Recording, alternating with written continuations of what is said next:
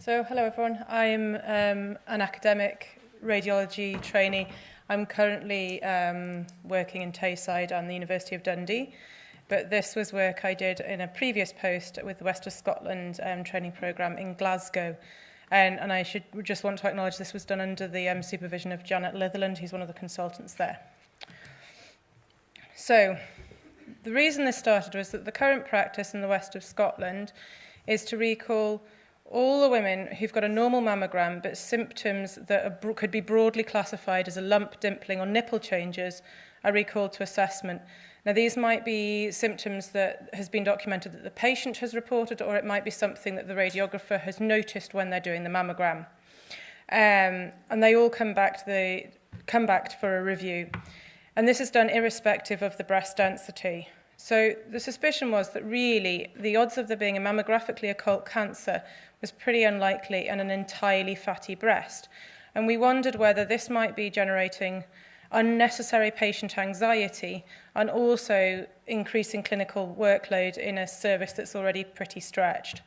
So I had a look, and interestingly, I had a look at the recall letter, and it doesn't actually state that it could be to do with symptoms. So all these women are getting a letter telling them that their recent breast x-ray has been examined and is unclear, which I think is an interesting starting point, because the feeling was that these women will expect to be recalled if they've told the radiographer that they've got a symptom, whereas actually there's nothing in the literature that tells them that's going to happen, and the paperwork they're sent out isn't. So all these women are coming back believing that there's something on their mammogram that's wrong or questionable. I had a look in the literature, and there's really not much there. And my personal experience, because in my training I've been a bit of a nomad, and I was in the Northern Deanery before I went to Glasgow, before I went to Dundee. So I've worked in Newcastle and Gateshead as well, and I would say that the practice is a bit varied, and there's a bit of judgment sometimes as to who is and isn't recalled. It's not, and often what counts as a lump is lumpiness a lump, and that it's all a bit variable. So what I wanted to try and look at is whether or not the practice of recalling all the women for assessment of symptoms, whether it was completely appropriate if the breasts were entirely fatty.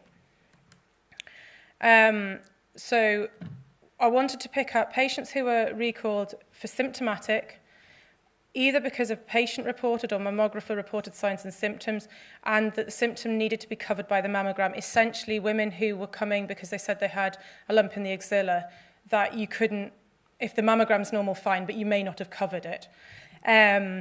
I excluded it if it was a case of they'd been brought back and they may have been marked on our clinic sheets as symptomatic, but actually one of the readers had marked them as a review required, or whether the symptoms were axillary. So this is an example, like this is our system, the Scottish SPSS system.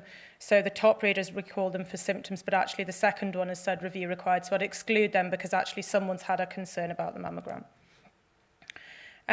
So I did this over 10 months, and I identified all women coded as symptomatic.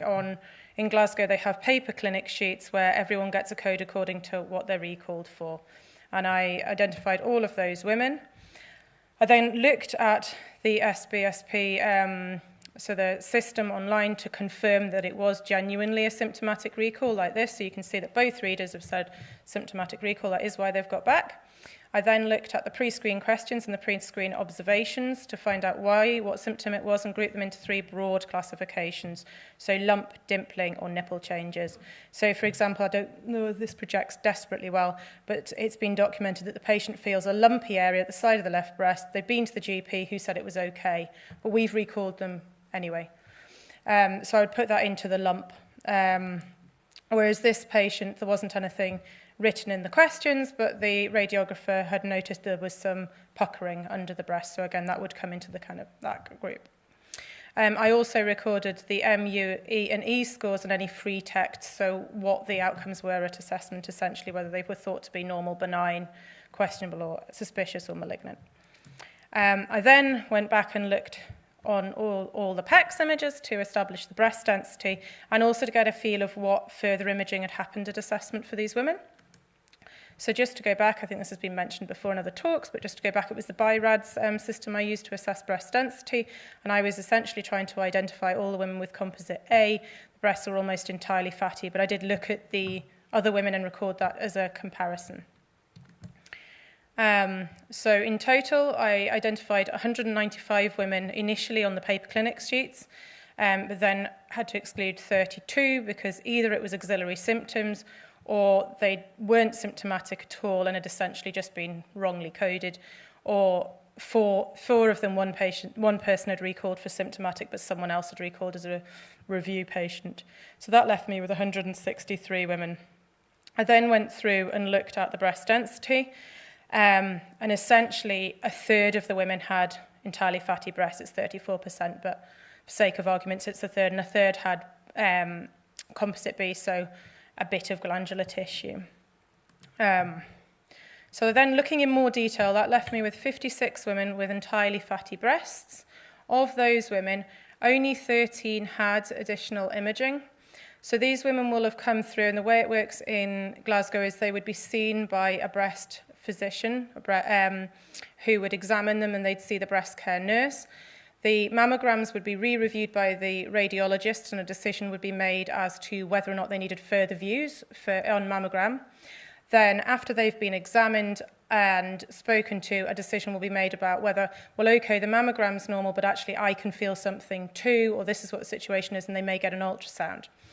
So only 2 patients had additional mammographic views. 1 had both that and ultrasound. 12 went on to have ultrasound. But ultimately, 3/4 of them were completely normal on imaging and examinations. There wasn't even a benign finding. It was just felt to be entirely normal breast tissue. There were 1/4 that had a benign change of some description. It's worth noting here that I included anything that was given an M2 as benign because it wasn't always documented what it was that was making it M2 and not M1. And even when it was some of that, it was things like completely incidental benign microcalcifications, which had nothing to do with what the symptom the patient was bringing back. So the number of patients who had a genuine benign condition that was causing the symptom would be even lower. The majority of these women just had completely normal breasts. And as you'd expect with that, none of these women went on to have a biopsy. So you'd assume none of them have cancer. I sincerely hope they don't. Looking at the other women who didn't have entirely fatty breasts, just as a comparison out of interest, there were 7 patients who went on to have biopsies. Out of these, there was 6 who had presented with a lump or lumpiness, of which 3 had malignant lesions, 1 had an indeterminate biopsy, and 2 were benign. No one was biopsied with dimpling or puckering, and 1 had a benign biopsy with nipple changes that was a punch biopsy. And this is just an example here of a patient who has got a genuinely mammographically occult lesion, which was picked up on ultrasound, and that's one of our malignant cases. But you can see they haven't got fatty breasts, so you can imagine how you could hide a cancer in there. And this is just another example of a woman who was initially felt to have normal mammograms, but she's got really quite dense breasts. And after she's gone on to have an ultrasound, and you know where you're looking, you can probably, in retrospect, see the cancer on the mammogram, but no one had felt initially that there was anything of concern on that mammogram. So just going back to our fatty breasts, like I said... I need you to wrap up, sorry. Sorry, oh yeah, okay. Do you have a conclusion slide you just want to run through? Yeah. Basically, there were no malignant lesions in the fatty breasts, no biopsies, and you could argue that maybe this is something we need to look at in more depth. I don't have the numbers to power it, but realistically, whether we could change practice to... Cool. Thank you.